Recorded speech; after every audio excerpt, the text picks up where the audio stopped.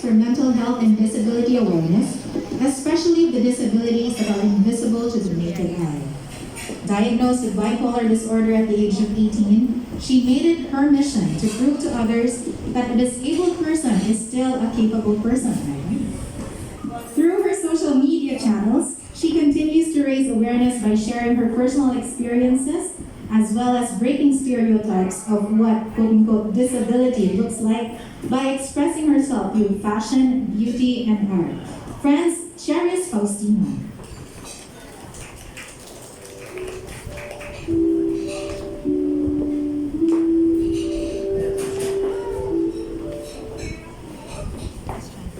Good afternoon, everyone. I'm Charise, and I want to first express my gratitude to Sagip Babae Foundation, Miss Aubrey, for going back and forth with our emails.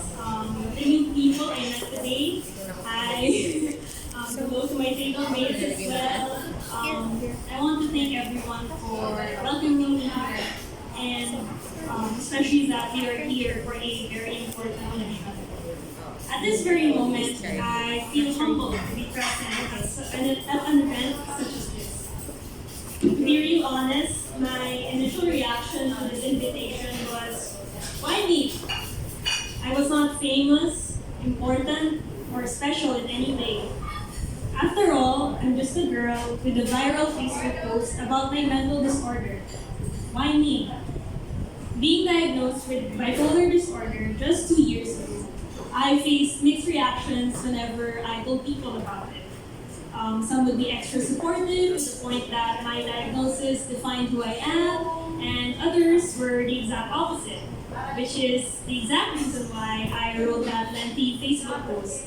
If people were going to react that way anyway, might as well get it out of the way in the first place.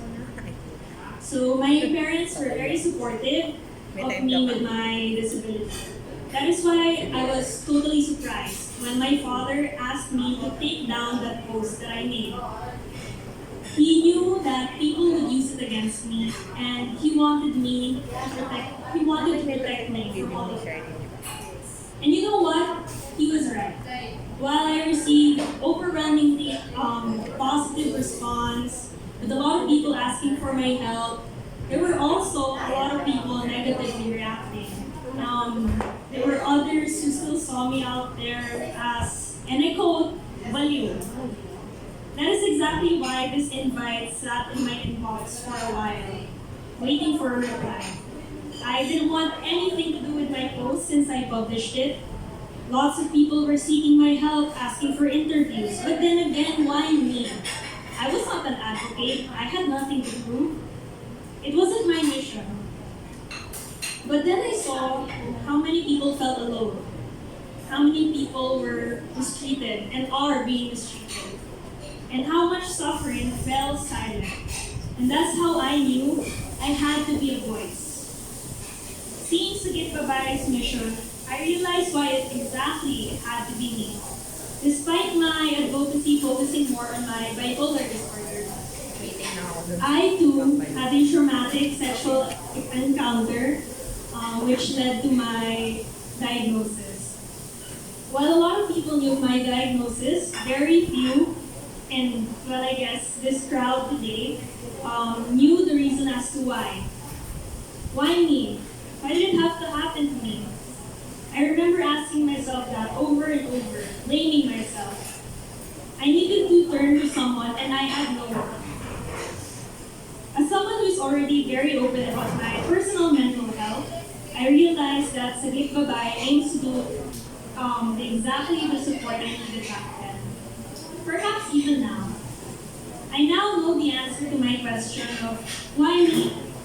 Because like me, any other regular person, sexual abuse can happen to anyone.